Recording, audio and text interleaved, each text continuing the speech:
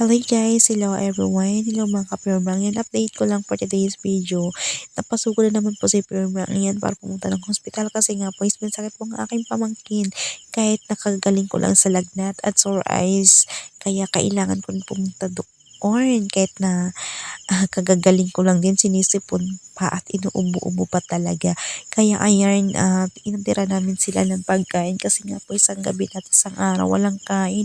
At anong inis ko na nga po sa card kasi sinabi ko na yung pasyente na yun ang name na ganun, ganun, ganito. Ay, hindi pa rin po talaga makaano. Hindi nila makita yung last. Kaya lalo yung isang guard na pang last na tinanungan ko is patawa-tawa pa pag tinatanong ko. Kaya shout out sa iyo kuya. Sana ipagpatuloy mo yun lagi na parang pilosopo kapag tanungin. Kasi nga po is hindi ko alam. Kasi nga mangyan ako. Hindi ba sa mangyan ako.